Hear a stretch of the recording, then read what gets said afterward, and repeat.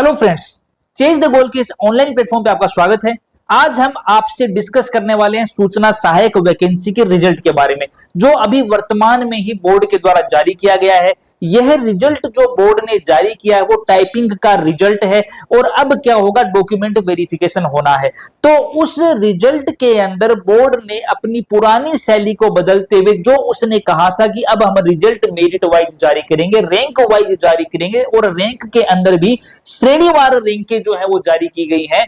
तो किन बच्चों का फाइनल सिलेक्शन होगा, किन बच्चों का फाइनल सिलेक्शन नहीं होगा, इसके बारे में बच्चे जो है वो अनुमान नहीं लगा पा रहे हैं, क्योंकि कट ऑफ जारी होती है तो अपने नंबर को कैलकुलेट करके अनुमान लगाया जा सकता है। लेकिन रैंक वाइज रिजल्ट जारी करने पर कई बच्चों के मन में कई प्रकार के सवाल आ रहे हैं कि हमारा होगा या नहीं होगा। तो हमने क्या किया है, उस जो मेरिट वाइज रिजल्ट जारी किया था उसको कैलकुलेट करने का एक प्रयास किया है और कैलकुलेशन के माध्यम से हमने उन संभावित कैंडिडेट की रैंक को छांटने की कोशिश की है कि कौन सी रैंक तक बच्चों का सिलेक्शन हो सकता है। ये हमने बहुत ही अथक प्रयास के बाद में कैलकुलेट किया है और एक एक रैंक को इसमें काउंट करना पड़ता है। तो हो सकता है कि काउंटिंग के दौरान कुछ मानवीय त्रुटियां हो सकती हैं, तो अगर मानवीय त्रुटियां कहीं होती हैं तो उसके लिए हम क्षमा प्रार्थी हैं। लेकिन हमने इस पूरे की पूरी कैलकुलेशन के अंदर कोशिश यही की है कि कहीं पर किसी भी प्रकार की कोई त्रुटि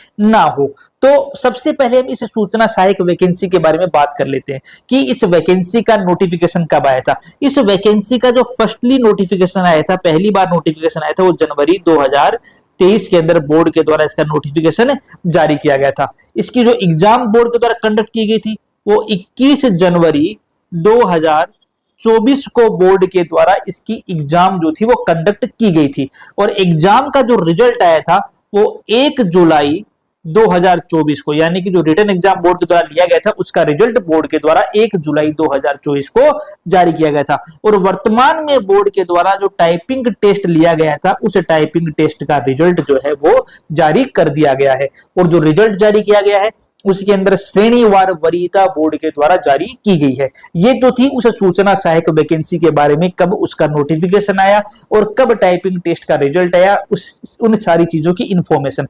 इस सूचना सहायक वैकेंसी में कुल पदों की संख्या क्या थी, तो कुल पद जो थे इस सूचना सहायक वैकेंसी के अंदर वो 3415 जो है वो कुल पद थे। ये पद बढ़े थे, बढ़ने के बाद में 3415 पद हुए थे।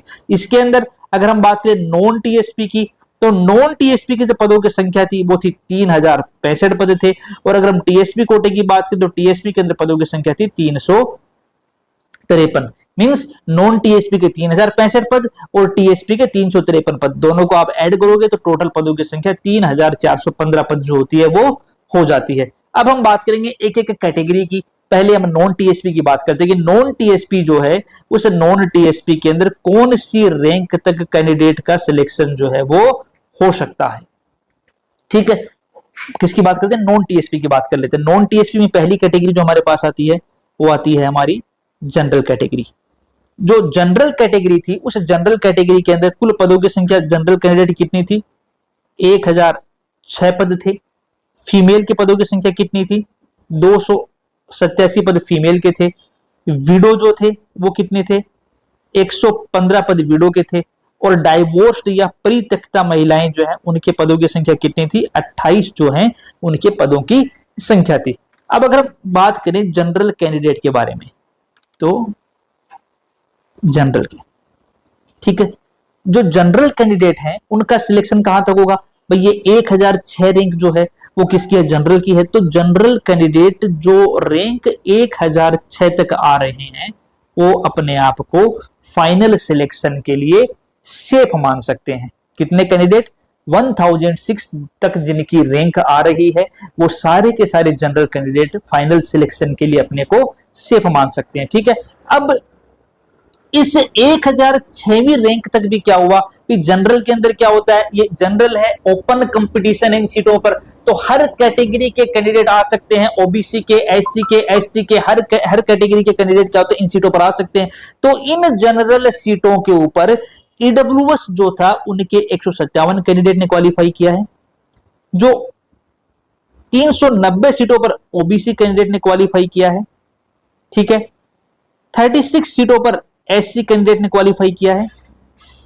21 सीटों पर एसटी कैंडिडेट ने क्वालिफाई किया है और साथ ही 3 सीटें जो हैं उन पर एमबीसी कैंडिडेट जो है उन एमबीसी कैंडिडेट्स ने क्वालिफाई किया है। जनरल की टोटल कितनी सीटें थी? 1006 सीटें थी। तो इन 1006 सीटों के ऊपर जिनकी रैंक फर्स्ट से लेकर के 1006 तक है, वो चाहे जनरल के हो, चाहे ओबीसी हो, एससी हो, एसटी हो, एमबीसी हो, वो सारे के सारे कैंडिडेट अपने आप को सिलेक्शन लिस्ट में मानेंगे, अपने आप को सेफ मान सकते हैं। क्लियर है इतना? ठीक है। अब हम बात करें फीमेल की बात करें तो जनरल फीमेल की सीटें कितनी हैं? जनरल फीमेल की सीटें बच्चों 287 सीटें जो है जनरल फीमेल की हैं, 287 सीटें जनरल फीमेल की हैं, ये आप देख सकते हो यहां पे। ठीक है। तो जनरल फीमेल के अंदर जिन कैंडिडेट्स की रैंक जो है वो 1900 तक है, 1900 से लेकर 2000 तक हो सकता है, वो कैंडिडेट क्या है? वो कैंडिडेट अपने को सेफ मान सकते हैं। ठीक है। जो जनरल फीमेल है ये भी ओपन है। ठीक है। इस पे भी अदर कैटेगरी की फीमेल्स आएंगी। अगर उनके नंबर जनरल फीमेल के नंबर से ज्यादा है तो वो कहां सीट ऑक्यूपाई करेंगी? वो जनरल फीमेल की सीट को ऑक्यूपाई करेंगी। तो अगर हम बात करें यहां पर कि कितने फीमेल कैंडिडेट ने जनरल फीमेल की सीट को ऑक्यूपाई किया है, तो ईडब्ल्यूएस कोटे की 27 फीमेल्स जो हैं वो जनरल कोटे की सीट पर गई हैं। ओबीसी कोटे के अंदर 62 फीमेल्स ने जनरल क्वालिफाई किया है। एससी कोटे के अंदर 3 फीमेल ने जनरल क्वालिफाई किया है। एसटी के अंदर 1 फीमेल ने जनरल फीमेल कोटा क्वालिफाई किया है। और एमबीसी जो है उस एमबीसी के अंदर आपकी 3 फीमेल ने जनरल फीमेल की कट ऑफ को क्वालिफाई किया है। क्लियर है इतना? तो रिमेनिंग सीटें जो बच जाती हैं कितनी बचती हैं? 287 में से जब आप इनको कैलकुलेट करो 96 आएंगी, ये 96 है, तो ये बचती हैं आपकी पीछे कितने? 191 सीटें बचती हैं। तो इन 191 सीटों पर क्या होगा? इन 191 सीटों पर आपकी जनरल फीमेल जो है वो आ सकती है। इन कितनी सीटों पर आ सकती है? 191 सीटों पर जनरल फीमेल आ सकती हैं। ठीक है। कौन सी रैंक तक आएंगी? तो जनरल फीमेल के बारे में अभी बताया ही मैंने। जनरल फीमेल जो है कौन सी रैंक तक आ सकती हैं? वो आ सकती हैं आपकी 1900 से लेकर के 2000 रैंक तक जनरल फीमेल जो है वो क्वालिफाई कर सकती हैं फाइनल सिलेक्शन के लिए।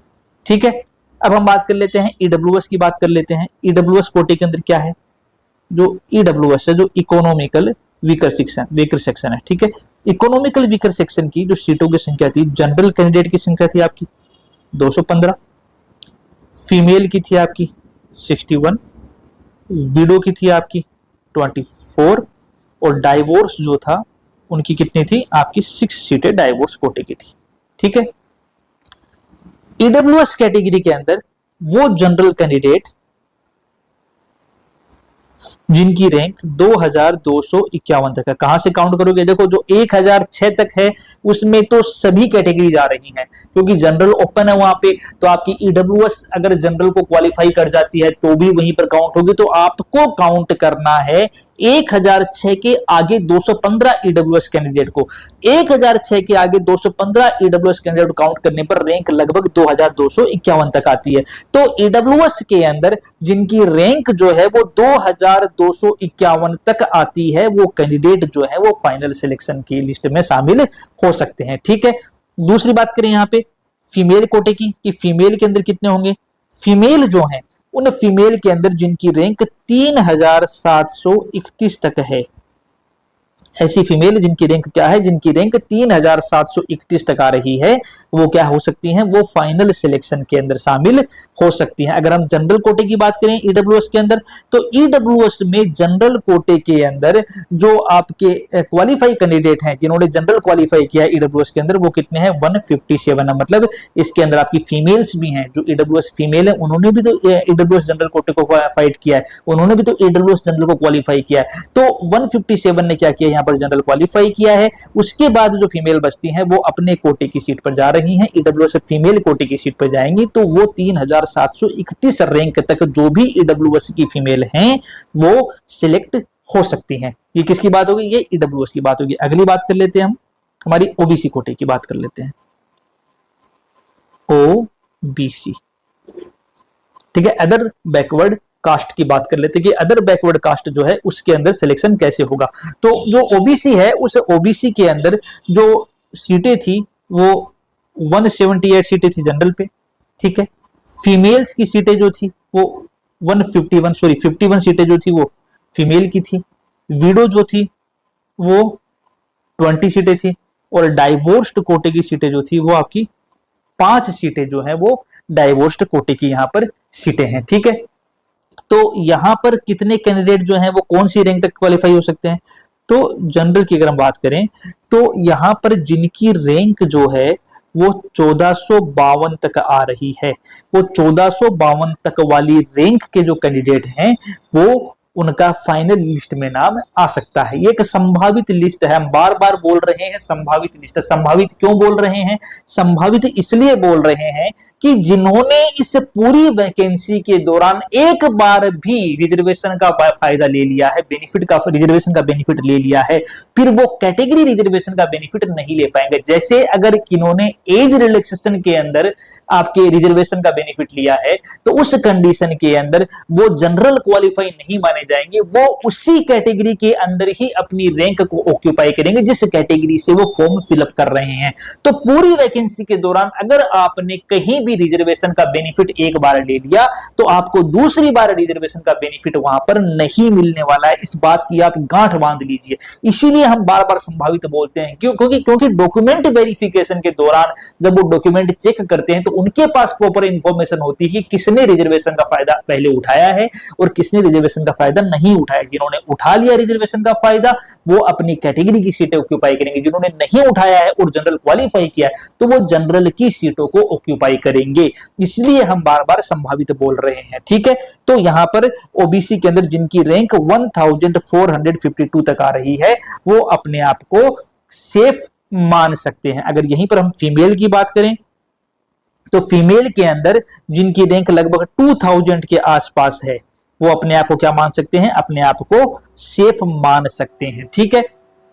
अगर हम बात करें एससी कैटेगरी की बात करें कि एससी कैटेगरी के अंदर क्या है,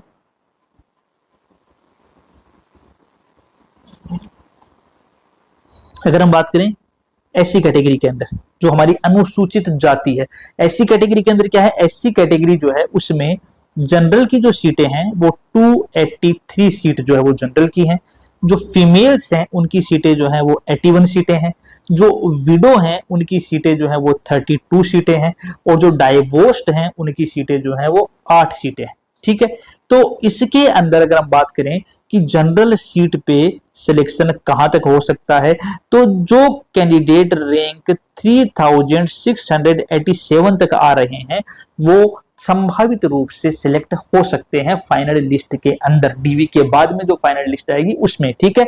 और जो कैंडिडेट फीमेल हैं, अगर हम फीमेल कैंडिडेट की बात करें तो फीमेल कैंडिडेट जिनकी रैंक 4798 तक है वो क्या हो सकते हैं? वो फाइनल सिलेक्शन लिस्ट में अपना नाम देख सकते हैं, ठीक है। ये किसकी बात आई? ये बात आई एससी कोटे की, ठीक है। अब हम बात कर लेते हैं एसटी कैटेगरी की। अगर एसटी कैटेगरी की बात करें तो एसटी कैटेगरी में क्या है? एसटी कैटेगरी के अंदर जो जनरल की सीटें थी वो कितनी थी? 344 थी, ठीक है। जो फीमेल की सीटें थी वो कितनी थी? 99 थी। जो विडो कोटे की सीटें थी वो कितनी थी? वो 39 थी। और जो डाइवोर्स्ड कोटे की सीटें थी वो कितनी थी? वो 9 थी। तो अगर हम यहां पर बात करें कि कौन से कैंडिडेट सिलेक्ट हो सकते हैं, तो जो जनरल के अंदर आते हैं जिनकी रैंक 4893 तक है वो कैंडिडेट कहीं ना कहीं फाइनल लिस्ट में अपना नाम देख सकते हैं, ठीक है। और अगर यही हम फीमेल के रेफरेंस में बात करें तो फीमेल के अंदर जिनकी रैंक जो है वो 6064 तक जिनकी रैंक है वो फाइनल सिलेक्शन लिस्ट के अंदर अपना नाम देख सकते हैं, ठीक है। अब हमारी एक कैटेगरी और बच गई, एमबीसी मोस्ट बैकवर्ड क्लास। तो इस मोस्ट बैकवर्ड क्लास कैटेगरी की बात हम यहाँ पर और कर लेते हैं। तो मोस्ट बैकवर्ड क्लास है, इसके अंदर जनरल की जो सीटें थी वो थी आपकी 108 सीटें थी। जो फीमेल की सीटें थी वो थी आपकी 30 सीटें। जो आपकी विडो की सीटें थी वो थी 12 सीटें। और जो डाइवोर्स कोटे की सीटें थी वो थी आपकी 3 सीटें।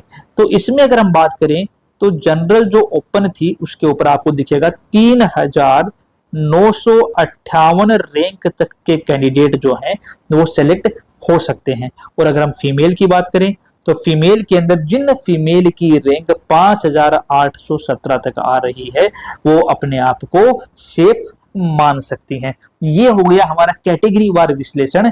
कौन कौन सी कैटेगरी का? आपका general, OBC, EWS, SC, ST और एमबीसी के बारे में ये हमने एक संभावित कोशिश की है, बहुत मेहनत के बाद में इसको निकालने की कोशिश की इस डेटा को। तो कई बार डेटा कैलकुलेशन के दौरान त्रुटियां या एरर होना पॉसिबल है। दूसरी बात, हम जो रैंक बता रहे हैं ये संभावित है, हो सकता है कि बोर्ड के द्वारा जो सिलेक्शन लिस्ट फाइनल निकाली जाए तो उसमें रैंक आपको ज्यादा देखने को मिले। किन कारणों से हो सकती है? मैंने अभी एक कारण बताया कि वो रिलैक्सेशन का फायदा केवल एक बार ले सकते हैं। दूसरा, जो डॉक्यूमेंट आप पेश कर रहे हो उन डॉक्यूमेंट के अंदर कोई मिस्टेक हो सकती है। तीसरा, कई बार कैंडिडेट एब्सेंट रह जाते हैं, तो डीवी के दौरान जब कैंडिडेट एब्सेंट रह जाएं, डीवी के दौरान कैंडिडेट के जो डॉक्यूमेंट्स हैं उन डॉक्यूमेंट्स में कुछ एरर, क्योंकि डीवी में कितने कैंडिडेट बुलाए उन्होंने? डीवी में उन्होंने 2 गुना कैंडिडेट बुलाए हैं, तो उनके डॉक्यूमेंट्स में कुछ कमियां रहने पर उनको पहले मौका दिया जाता है उन कमियों को पूरा करने के लिए। उनसे एक एफिडेविट या शपथ पत्र वहां भरवाया भी जाता है। अगर वो कमियां पूरी नहीं कर पा रहे हैं दिए गए एक निश्चित समयावधि के दौरान, तो उस कंडीशन के अंदर उनका कैंडिडेचर जो होता है वो कैंसिल हो जाता है और उनके आगे वाली रैंक के कैंडिडेट का फाइनल सिलेक्शन हो जाता है। तो जो रैंकें हैं जो हम बता रहे हैं उससे आपको ज्यादा ही कैंडिडेट सिलेक्ट होते हुए नजर आ सकते हैं वहां पे, इसलिए हमने इसको बार बार संभावित बोला है। ठीक है बच्चों। दूसरी चीज हमने क्या नहीं बताई यहाँ पे? हमने विडो और यहाँ पर डाइवोर्स्ड कोटे की सीटें नहीं बताई, तो ये आपको काउंट करनी पड़ेंगी।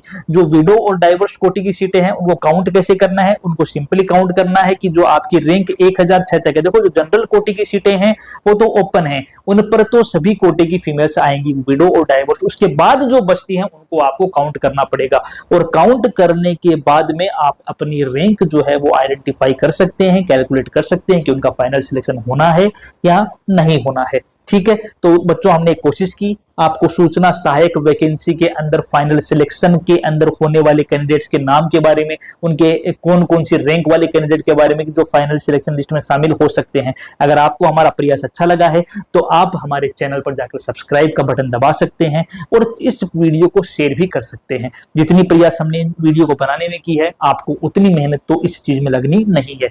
और जब आप सब्सक्राइब करोगे तो आपको क्या होगा, इस वैकेंसी से रिलेटेड और दूसरी वैकेंसियों से रिलेटेड सारी की सारी इंफॉर्मेशन एक ही प्लेटफॉर्म पर देखने को आसानी से मिल जाएगी। तो ठीक है बच्चों, मिलते हैं अगले वीडियो में, तब तक के लिए जय हिंद दोस्तों।